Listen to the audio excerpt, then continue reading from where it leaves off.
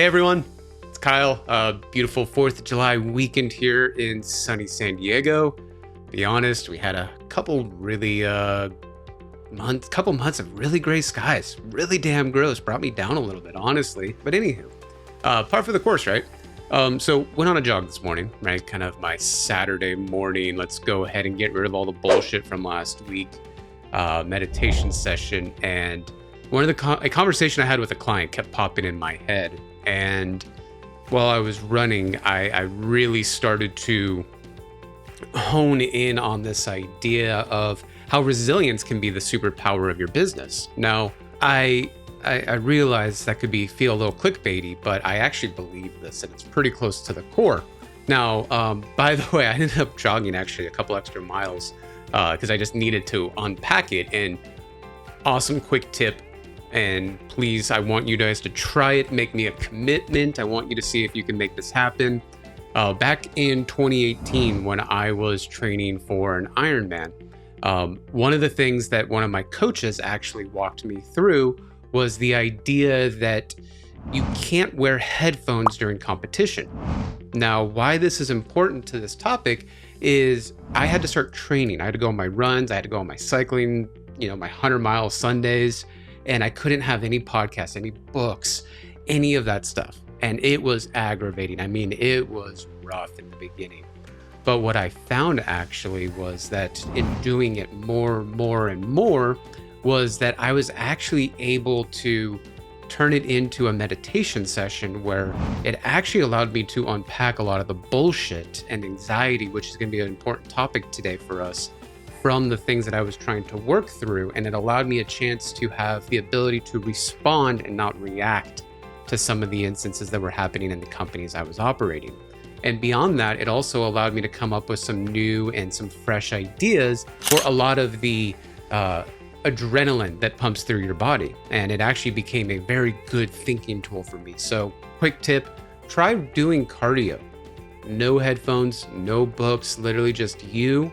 Focus on your breathing, and just something's going to happen. I don't know any better way than to explain that. I'm addicted now. I don't run or do anything with headphones. It's just watch the open road. But going back to it, so it's really common in business, and a lot of the things that I hear, whether it's in peer groups or it's in Reddit or LinkedIn, man, I got like this Doc Brown hair thing going on today. Probably pretty suiting. But one of those things was that, I'm always getting that, I want to move faster. Why am I not growing? I'm hitting a ceiling. The thing I hear the most is we don't have accountability in our business. We should be moving faster, or in the first couple of months of any process of setting a business goal, right? It's why isn't it moving faster? Can we get it moving faster? Get to the point. Or, right, on the other side of the fence, what I hear is, hey, before we make a change, we need to make sure that service, that product, the interactions with our clients need to be perfect. They need to be written out to a T. And for a lot of you that have known me for a while, right, you'll hear me say perfection's the enemy of progress. Now, it's in this journey that I think we can learn a lot from our friends, over in project management, because these big three needs, right? I want to move faster. I want more accountability. I want our software, service, solution, product to be perfect. That there's some juxtaposition between these. And that juxtaposition ultimately is that we can't have it all sometimes, right? We got to pick. Do I want the perfect product? Do I want really well-behaved, trained employees? Do I want to be able to grow fast? And it's one of those things that in my own experience on this journey of figuring out how fast-moving businesses and my obsession to figuring out how good foundations can scale fast, that our friends over in project management can actually do quite a bit. And what they discuss a lot is this triangle. And for those of you that know me, this is probably like, God damn it, that damn triangle again. And this triangle, and this is a horrible triangle, but you'll notice is there's three main ideas. There's time, we have cost, and we have quality. Now, ultimately, when we're making a goal or making a decision, project managers use this as a way to figure out scoping, right? This is a very big scoping tool.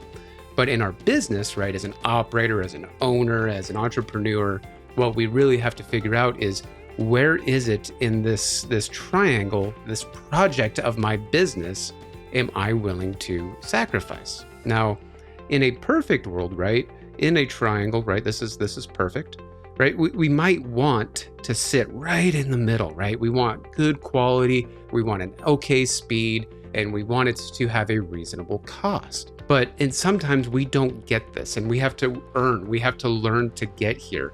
There's a level to where we almost have to earn those stripes.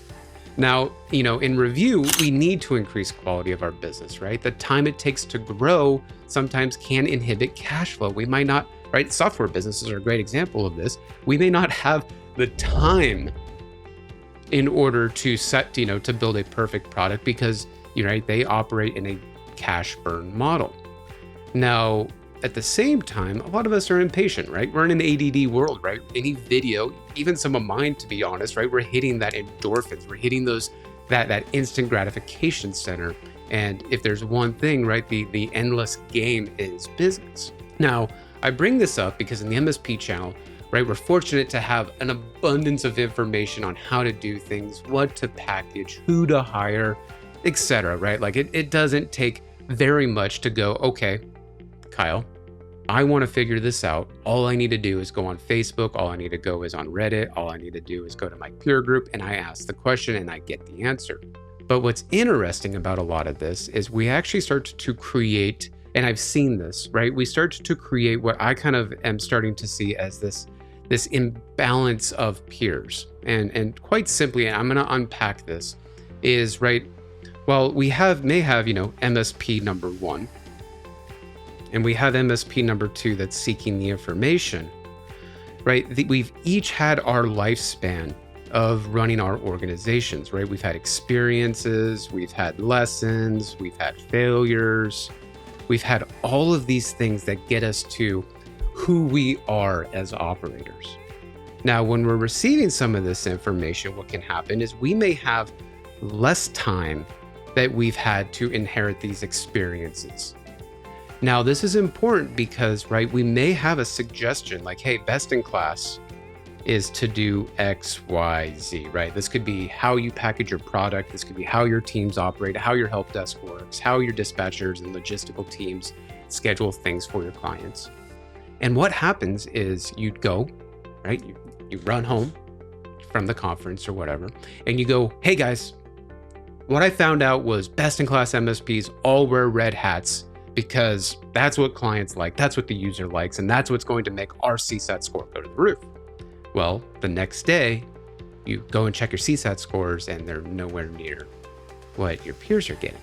And maybe something happens where a client's offended and now a client wants to fire you because they just don't like the color red, right? They're like a bull. They're like, they see that crap and they're like, get the hell out of here, it's hokey.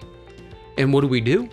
We immediately knee jerk and rip it out of there. And when we rip it out of there, right, now we are creating a response to some of this feedback where now the next time I get feedback from someone, I may now be more skeptical to receive that information. And it's a very interesting paradigm that I think any of you owner, leaders, operators need to kind of keep in mind, is that sometimes the success that you have or something that your peers have, they may be able to implement it in a way that's a little bit different. They may be able to tweak it a little bit. They may be able to tailor that best-in-class practice a little bit more to their target market, their ideal client profile, their niche, their sector, whatever it is that we're talking about.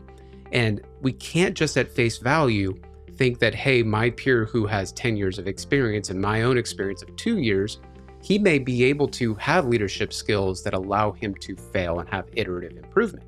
Where myself, I have a cortisol response that allows me to not sustain the stressors that other people have, which means I can't let the fire burn a little bit more, right? And commonly, I remember even back in my MSP days, I would tell people, hey, we don't need firefighters, we need Smokey the Bear, right? We need those people to prevent the forest fires. And it's in that prevention, right, that we are able to move methodically. And as the military has taught us, the after action review allows us to grow from those lessons. What is really also never discussed is the mental maturity of the owner or operator. Now, mental maturity is an interesting one because it can be measured, it's subjective, it's self-reported, there's all of these fun little differentiations. But, and before you tune out, right, I want you to consider the following. So there's a fantastic book. It's called Outliers, The Story of Success by Malcolm Gladwell. Now, I happened to read this on a plane flight probably 6-7 months ago. And there's some great stories, right? The ultimate idea here is, what points in history allow us to kind of consider how success is inherited or how it is achieved, and how sometimes it's from outside factors that may not be in some of these MBA textbooks. And there's even some stories in there that are a little bit more arbitrary, and it's just a good read. I recommend you go read it. But it's in this book that there's these data points that I haven't been able to shake out of my head, honestly. And these data points ultimately were from, I think it's honestly the first story in the book. And it's these NHL players. And what he found was that these NHL players, and it might have been a different league and not NHL, so, I'm paraphrasing, but what was really interesting is that a common trait in every single player that was drafted was that they were all born in the first 3 months of the year. They were either born in January, February, or March, right? And this wasn't to mean that every player was born in January, February, March, but per capita, right? It was a very sliding scale to where by the time it got to December, it was like 1 or 0, if I remember correctly. Now, the biggest thing that he also recognized was that youth hockey leagues would require you to enroll in the season based off the year you were born. Now, this is important because this means that you could have possibly a 12-month gap between you and someone the exact same age as you on that team. And 12 months is a lot, right? If we think about it from for boys, right, 12 months, right? You have more muscle development, you have more hand-eye coordination, you've gone through a little bit more in life just from experience and some of the stressors that exist. Not only that is, right, if you're going to prepare, right, like season's not starting until January, I'm born in January, I may now have time to get ahead of the curve, and maybe I'm, out front with dad taking slap shots. So, right, I have a lot more time to prepare. So what ends up happening is by the time that the league starts, right, these people that have this 12-month gap, they now have an edge on that person that was actually on the other side of the spectrum that might have been born in December. So what ends up happening is coaches, right, they go, oh man, this player's really damn good. I'm going to make sure he plays. So he plays and he plays. He makes mistakes. He gets coached. He goes and plays again. And that person born in December, they're sitting on the bench, kind of like me playing high school football. Now, it's in this, right, that compounds. You add years and you add years and you add years. And the next thing you know, by the time they get to high school, they get out of high school and people are starting to scout. They're going, hey, this senior is a lot better than other seniors in other leagues, and they're going to have a higher chance of being drafted. Now, ultimately, what they found was over a long time, that starts to diminish a little bit, but it's a quicker barrier to entry.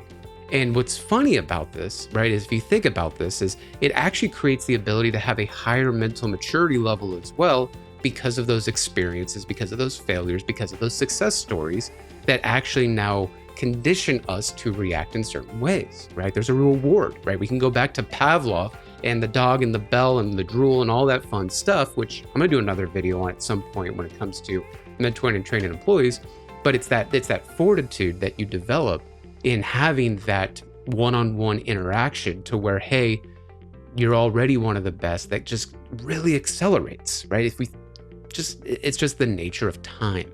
Now, this skewed age distribution is important because this happens in many different facets, right? This is baseball. This is in the United States. This is football in Europe, right? Football, they go to boarding schools, right? Where they literally at the age of 8 will get sent over to a school where all you do is practice and do your education. They live and breathe it. And funny, and I know I'm going to get flagged for this, another James Bond reference, right? MI6 always goes after orphans for the 00 program, right? A lot easier to start from day one. It's before you have all these preconceived notions and all these reactions, right? Your reflexes in doing anything. By the way, this is called the Matthew effect. So if you want to go dive into it, there's a lot of other things, like some great even parenting ideas on when you enroll your kid in school because of how summer school works and enrollment periods work. It's an interesting idea. Now, how does this parallel us as entrepreneurs and operators, right? And I think back to my own career, and when I was getting started in my own leadership journey was actually the same day I started working. I had the fortunate consequence, fast forward, right? I'm going to make this long story short, to where I was put in a leadership position the day I turned 16. I literally was assigned a supervisor position because I wasn't old enough to drive. And it was through this iterative challenges of being the youngest, right? Because I was 16 years old and everyone else was 22, growing beards and, right, drinking beer and all that fun stuff I didn't get to do. But, right, it was in that I had a lot of failure. I had a lot of challenges. But you know what? I was 16 years old. I was just happy to get a paycheck, right? At the end of the day, I'm sitting there going, fuck it. Who cares? I'm going to wing it. What's the worst that can happen? They're just going to fire me? Oh, well, right? But it started to create this decrease in stressors when I would make a decision. Now, this is the exact same situation that we could see from the people enrolled in hockey, right? Is the sooner you get started, the longer that you have to tailor your skills. Now, this isn't rocket science, right? I'm not saying anything here that, you guys would sit there and go, oh, Kyle, no shit. Well, but I want to put a spin on this because there is a level to where now we can talk about risk. Now, risk is important. And a lot of us in the tech space, right? A lot of us are risk adverse. And I want to unpack that a little bit because, right, going back to the whiteboard, right? If I go ahead and go, cool, here's a spectrum. And let's talk about success, right? We can call this wealth as well. And let's talk about utility, right? Effort. Now, man, I can't spell today. It must be a Saturday. The brain's checked out a little bit. But it's in this that we can unpack how over time being adverse to risk or averse to risk, wow, can't talk today, can actually start to hinder some of our abilities to achieve success. Now, by the way, this is not my work. This is something that I'm drawing from just my own research, which is, right, you have these kind of lines, and I'm going to draw a few of them. Now, it's in these lines that we can have a discussion because over time, being risk averse is easy, right? It's easier to get started. For a lot of us, it's why we started a tech company, right? I've got a lot of IT skills. I've got a lot of software development skills, and I can get going immediately and have a product. I can immediately have value for my time, right? It doesn't take a lot of risk because I have some level of confidence in what I'm able to undertake. Now, where we start to get surpassed, and this can be infuriating sometimes, is for the risk seeking, right? They put a little less effort in things. And I saw it's one of my favorite memes, but it's Tiger Woods and it's John Daly. And Tiger Woods says, most mature MSP, and John Daly says, that MSP that has 10x growth or something like that. Because there's that level to where we beat ourselves over the head and say their product sucks, they're not the smartest guys, and they're priced too high, and their owner's an asshole. But what happens, right, is there's somehow they came up on top. They actually surpassed us a little bit. That hurts. But there's also this group in psychology called the risk neutral group. Now, it's this group that learns to desensitize risk to where risk isn't really seeking or averse. It's just part of the iterative improvement process, right? And if we rewind to that hockey player, that soccer player that started when they were really young, right? Those failures didn't hurt so bad, right? Like they lost the game. Oh, big whoop. I'm going to go play 200 more games, right? That injury is something that they go, yeah, once in a while you break your leg. So just something I got to heal through, right? They have the ability through that experience to actually decrease their perception or their own self-analysis on how risky risks actually are.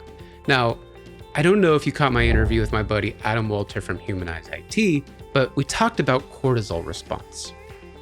And I know for a lot of you that were probably watching that, it went a little bit over your head. So I want to unpack that a little bit because it's very imperative to this risk aversion conversation. Now, for those of you who don't know, cortisol, also known as hydrocortisone, it's also known as the stress hormone. It's the stress hormone that our adrenal glands produce in moments of fight or flight. And for those of you that don't know fight or flight, it's basically the concept from an animalistic perspective of if I'm going to be put up against a big gorilla, big lion, fucking T-Rex, right? Something in my body needs to kick up that says either get the hell out of there or go get a really big weapon, right? Go get that rocket launcher to go hit that T-Rex, right? Man, remember that game Turok? God, that was a cool game. Anywho, right? This is a chemical reaction that ensures that we preserve our physical and mental well-beings. However, as a lot of the stressors in the world have started to disappear, a lot of our cortisol responses that we start to feel, for the most part, right? That's going to be our communal responses. That's going to be our communal experiences. That's going to be our interactions in the day-to-day. That's going to be our professional careers, because those are things that, right, really propel our ability to succeed or not eat.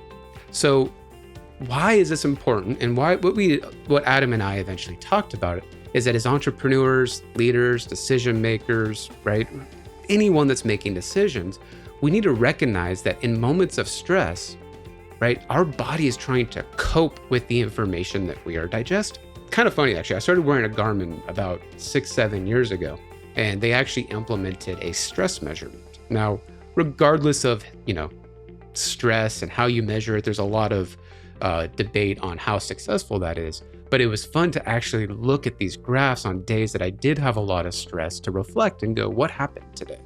Right? Almost have that conversation with myself of, hey, did I fuck something up? Did I piss someone off?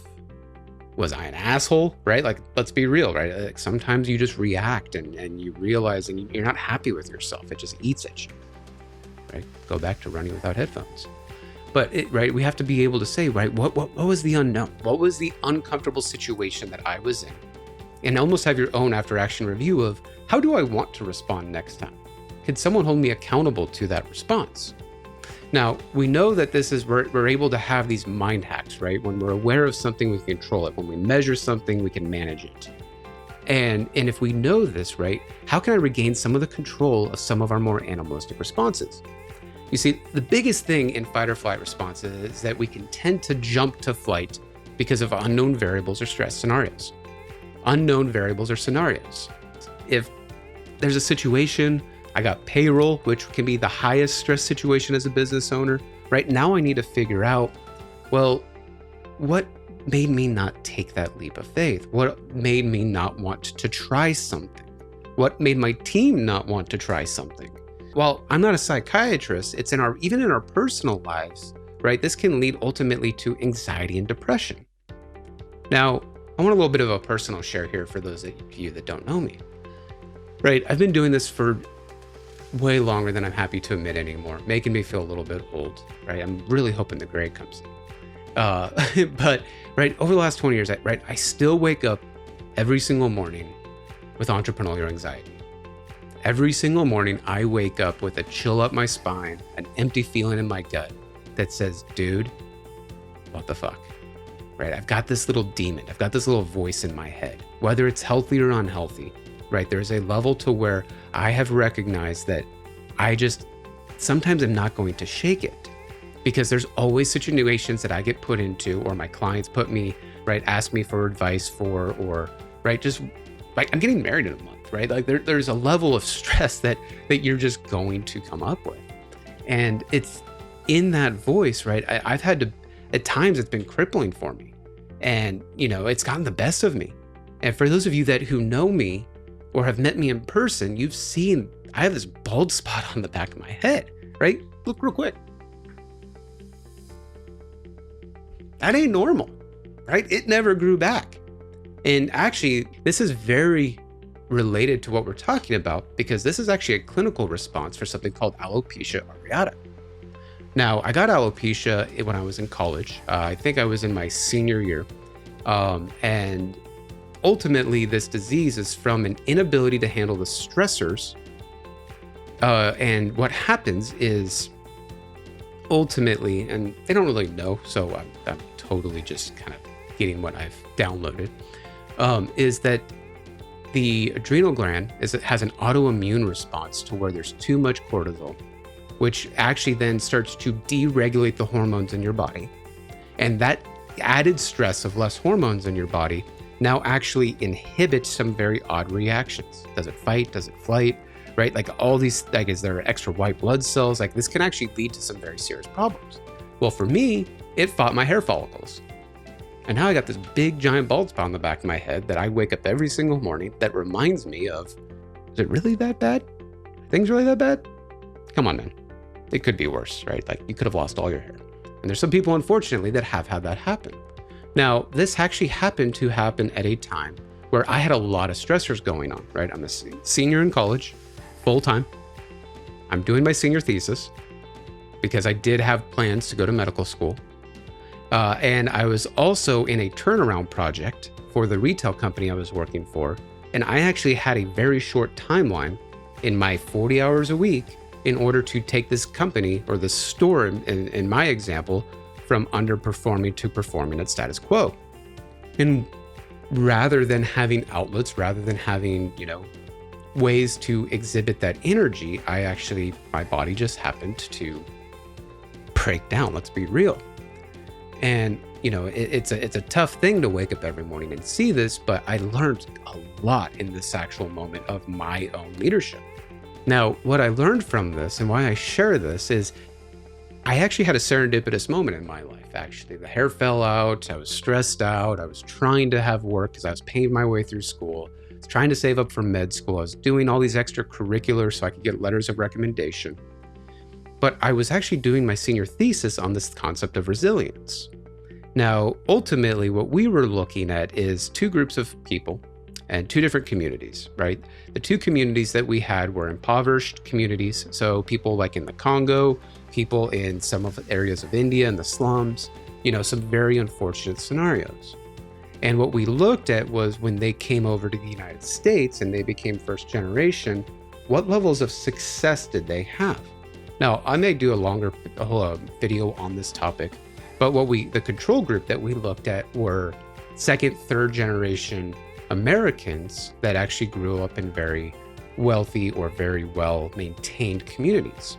And what was staggering, and we tried as hard as we could actually to figure out what variables were common and what really could we attribute to this success, was this thing of resilience, right? Like, what is it with these people that come from really hard lives, really hard youth, right? These are kids that don't know their parents. These are kids that just, the only way that they could have salvation was to even be shipped over in some type of asylum. Now, some of these started businesses. Some of these individuals, go high education, right? A lot of them found ways to be successful.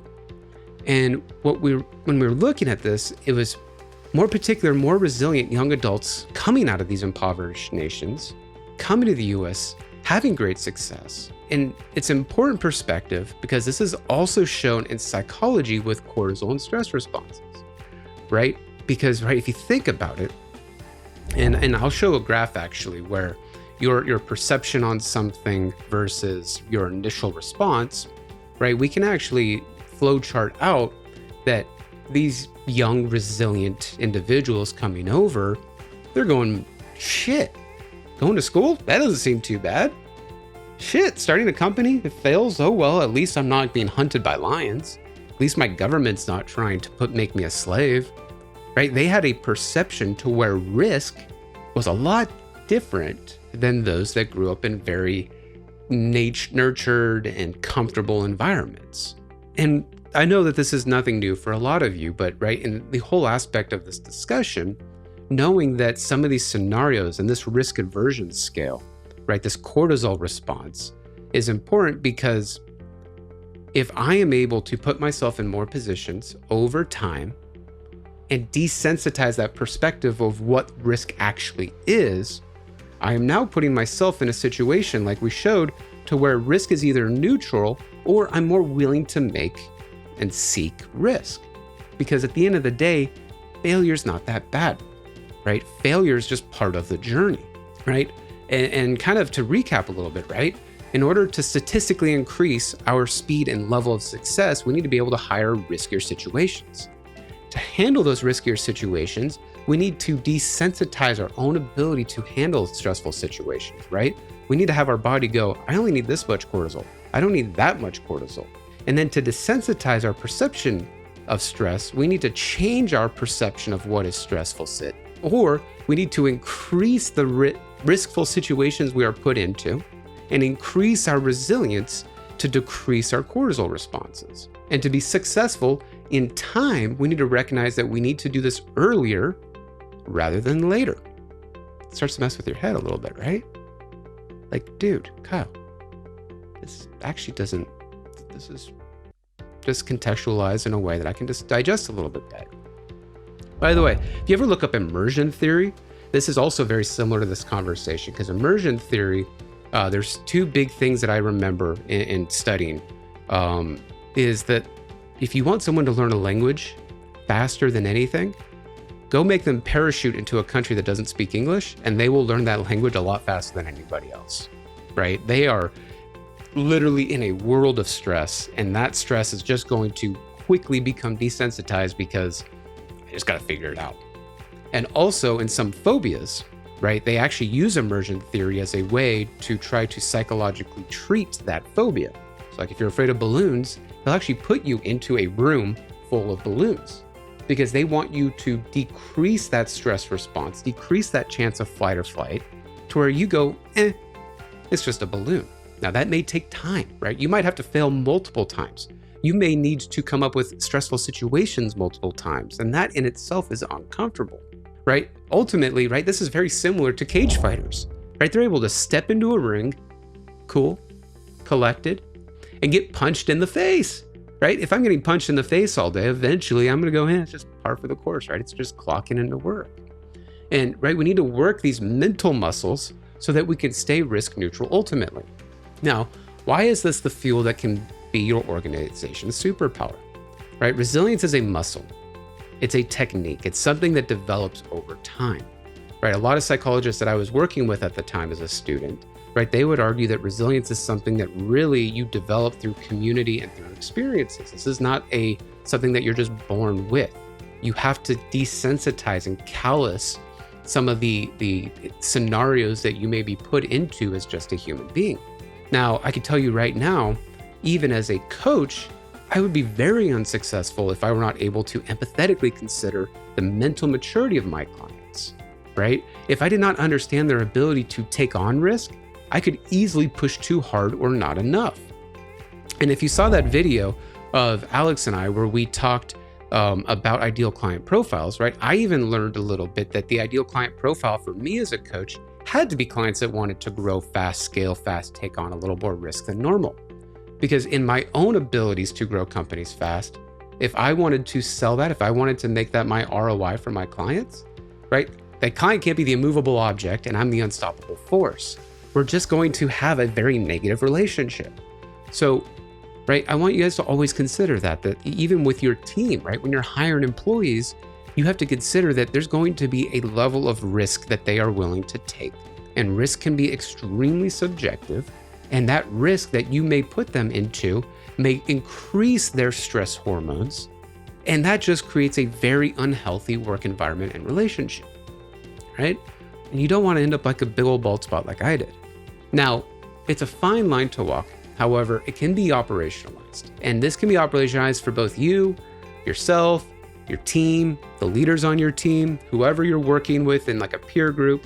But regardless, it's going to start with the owner, right? This is where a lot of times things have to trickle down in your company. Because if you're not able to handle stress and you do not work on yourself and your vulnerability to delegate actions and delegate ownership, then, right, you're always going to be fighting some of the needs of your team for them to develop. In his book, Extreme Ownership even, Jocko contextualizes a lot of these examples. And right, a lot of these are, in essence, right, they lead to owning success and failure. Right? At the end of the day, right, that's his main message is, right, you have to be able to truly embrace the suck. You have to be able to embrace what fails, right? You have to be able to embrace success as well. And right, for the sake of not making this too long, the part that helps our journey today is that we have to have a team of leaders that are willing to own the results that align with their responsibility.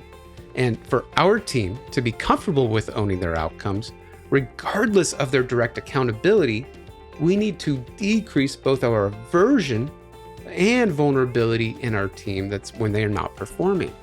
I'll let that sink in a little bit, right? Like if we're going to be delegating things, we have to be able to embrace that it's okay to come to me and say that you screwed up, right? We have to be able to enable our teams to be able to make actions and recognize that failure is not a termination point in their relationship with us or their career. It's a part of their own journey to building a stronger team, culture, product, line of service, whatever it is that your company does. And honestly, right, failure is just a step towards success. I can tell you right now, I fuck up a lot. I mess up a lot, guys. I'm sure you guys have all too, right? You being the subject expert, you being that accidental entrepreneur that took a very low risk situation and starting a business that utilized the professional output that you had developed over time, right? That is something that you have to be able to truly grow, to allow truly fester and develop and compound in your teams. So what we can conceive from this is that you and your teams are now both simultaneously having to manage your stress responses and work with each other, right? Sometimes you are going to have a very high stress because maybe it requires investment, maybe it requires a very difficult relationship or client to navigate, versus someone on your team that may have a very low cortisol response or stress response, because at the end of the day, to them, it doesn't have as much impact, right? We have to find a way to communicate some of those insecurities. And it's in this combination of insecurities that we can create some interesting decision-making problems and processes. And if you're not careful and not cognizant that you are both trying to grow, right, this could lead to some catastrophic performance. Now, this is also, by the way, guys, where I love the story of Aerosmith. And there's a blog that I wrote on this actually that you should go check out. They had this meeting that they had every week that they called the Dare to Suck meeting.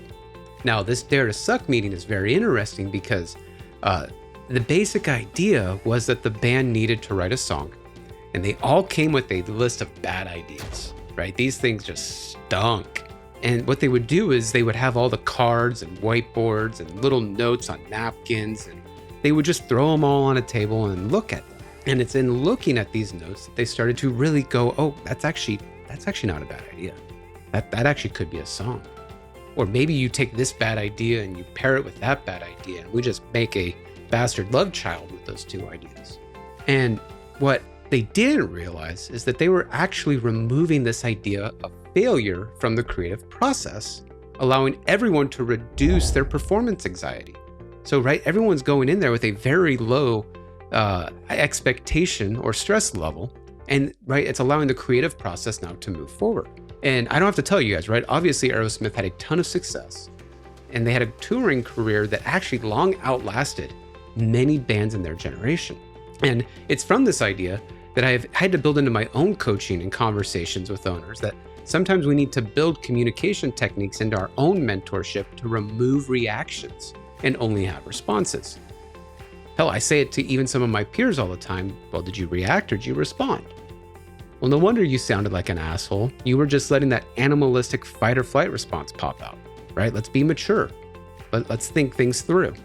And furthermore, right, we need to set expectations with our teams that we expect and encourage failure, right? And to a certain extent, right? Like there's some limits and boundaries that you have to put on this, right? And at the worst, as long as it's within the limits, right, set that expectation with your team that, guys, failure's gonna happen. You might screw up. Tough shit. Just something that happens in the day in life. But guys, let's have a simple after-action review when failure happens, right? Let's go put out all the fires. Let's make sure we have this after everything is taken care of. And let's talk, right? Let's talk about what we learned. Let's talk about where we failed. Let's talk about what broke. Let's talk about what variables we measured to make our decision. And at the end of the day, is there anything that we can take away from this that we can build into our processes to ensure that it doesn't happen again? Now that's mentorship, right? That's me saying, I'm going to take you from a leader that's very over here, that's very immature, very reactionary, very stressed out, and I'm going to move you to a place to where when shit happens, you're cool, you're collected. You assess the situation and you go, guys, let's figure this out, right? This is also kind of what Jocko was talking about extreme ownership a little bit, because there is that level to where you do kind of have to have a cool level head. Just like the cage fighter that's going to get punched in the face. Yeah, I'm going to get punched in the face. That's not a big deal.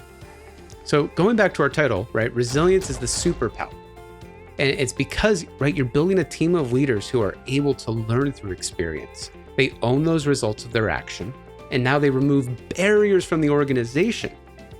And furthermore, you now have trust in them removing those barriers because you together have removed those cortisol levels, right? You trust that they're going to make that decision to the best of their abilities. Phil Jackson, actually, the famous NBA coach that coached the Lakers and the Bulls during the 90s, he has a fantastic book on leadership called 11 Rings. And he talks about two concepts that I think are very important on this topic, which is shared authority and treating wins and losses in the same way. Now, in this book, and kind of where he essentially was going with shared authority is the most, and this is actually, I believe, a quote from the book, or this is a quote from the book, is the most effective approach is to delegate authority as much as possible and to nurture everyone else's leadership skills as well. When I'm able to do that, it's not only building team unity and allows others to grow, but also, paradoxically, strengthen my role as a leader. Because now his role as a leader is being looked up to as this higher leader because he now has grown a team of leaders that is able to accelerate faster than anybody else, right? If we think of the Bulls in the 90s, I mean, they were unstoppable. And right, his whole idea of treating wins and losses the same way is that he said we should absorb this moment, I would tell the team, because losing is as much a part of the game as winning. And I really meant it, because today they beat us, but we are not defeated. Now that's powerful, right? And if we go back to our example of the NHL players that were born in January, February, March, they had a lot more failure. They had a ton more because they got more chances to play a game. They had a lot more shots. They had a lot more blocks, and not all of them were the best. But to them, it's just par for the course. I commonly recommend this one book, and it's from this guy. I wanted to get into the last reward of this journey, because really where this all comes to, right, this is the pinnacle of your journey of an entrepreneur or an operator or a leader, whatever you want to call yourself, is decreasing your own intake of cortisol, right? As you are able to delegate, you are able to create leaders on your team. Is you are able to create people that can help learn from mistakes and actually strengthen your foundation. I recommend this one book more than anything. And it's ultimately that my clients that want to scale, they need to be present at all times. Now, that book is Who Not How, and it's by Dan Sullivan and Benjamin Hardy. Now, Dan Sullivan and Dr. Hardy essentially go through the journey that sometimes you need a who to figure out your how. And that is how 10x growth essentially happens. Now, it's a very simplistic book and sometimes gets a little Dr. Seussy, I'm not gonna lie. But it's in that journey that he breaks down these entrepreneurial freedoms and these pillars that we all need to go through in order to have our journey of success. And by the way, it overlays very beautifully this whole ability to handle cortisol and handle risk. And the four pillars that he talks about are freedom of money, freedom of time, freedom of relationships, and freedom of purpose. And I'm gonna do a whole nother video on these freedoms because I think I can beautifully illustrate how this works in an MSP, especially the ones that are extreme examples of success. Beyond that, what I commonly get when I prescribe that my clients read the book is I get this same exact comment. And it's always something like, damn, Kyle, this book's great. I love it. It's life-changing. But man, it's just out of grasp. Like, I can't afford an assistant. I can't afford an operations manager. I can't afford a sales guy. Like, yeah, it'd be beautiful to hire for all these roles, but I'm still going to be doing them all. And at surface level, right, they're right. They're struggling. They're not making great profitability, right? They are bottlenecking their own organization because they're all accidental entrepreneurs and they have created a company where they are the only who and the only person on their team that can figure out the how. They're both.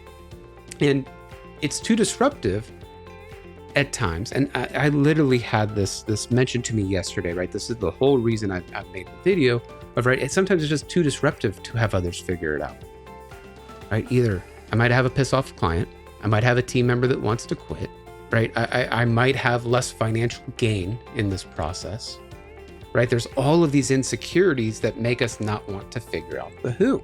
So it's not a surprise that this process of who, not how is a journey. And we need to build into our journey in business a ramp up, right? We got to figure out who it is that we want to have on our team. And as we've gone over, right, they have to have the ability to have permission to fail and then permission to succeed so that they can eventually eliminate us and eliminate our own vulnerabilities to let go so that we can have one less thing to focus on in our business at scale, right? Because as you add who's, you are eliminating the need to be the how, which now means I have more capacity as an owner to either one, desensitize myself to other risks that maybe scare me, or two, put thought and concentration into things that directly grow my business, right? I do an exercise all the time where I tell my clients, think of you as being a $500 to $700 an hour resource. If you just worked a ticket to fix a printer problem and it took you 30 minutes, you just paid $350 to fix that printer. Did that have value? Steve Jobs actually is famous for discussing this idea of decision fatigue. Jobs understood that the less time he spent making decisions, the more time and energy he had for the important things in life. And, right, very famously, this is why he was known for only wearing the same black turtleneck and blue jeans. To be quite frank, right, when I read his biography, whatever that came out 10 years ago, I actually immediately threw out my entire closet and replaced them with black t-shirts. So much so now that I have them on subscription, where I just get 2, 3 a quarter, and I just throw out 2 or 3 that are the most faded. Because there's a level to where in life and in business, right, those common requests, eventually as nerds, right, it's a denial of service attack. We are getting more inputs than we can absorb, which means the outputs now kind of become fragmented. If we are able to find ways to have more who's that can figure out the how to make sure that I have less to do on my plate, that to focus more on the important things, which means I have less cortisol in my day-to-day, I now have this rocket fuel for my team, for my company, and I can achieve faster growth by making better decisions, right? I can now think. I have time to digest information. I have time to respond and not react. And right now I'm able to swim upstream and continue to fire myself from roles in my company. And then you notice that scale simply becomes an act of either putting more fuel in the tank or economies of scale, right? Kicking more complex tasks downstairs. Eventually your who's need to find a who, and their who's need to find a who. And eventually that process becomes simpler because, right, just like Phil Jackson said, right, we have a team of leaders that are accountable and have ownership, that they start to find ways to get that process off the ground through their own experiences. Now, if you're still with me, guys, on this journey, I hope you have come to the same realization that I have, right? You've come to the same analysis that we need to work on ourselves in order to work on others. And sometimes the best way to work on ourselves is to work through others, right? This is the golden rule, essentially.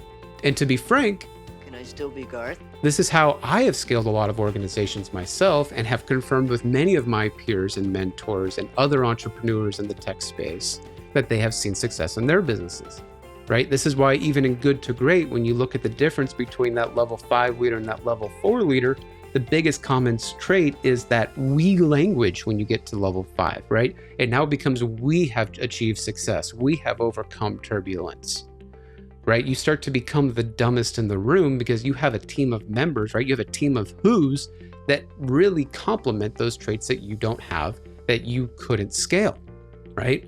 And coincidentally, right after a certain point, the stress that you once felt diminishes and fast growth really becomes a point of perspective, right? Think about this, right? You sit on a bullet train, you don't feel like you're going that fast. However, you have a fixed point and you watch a bullet train go by, that thing's hauling ass.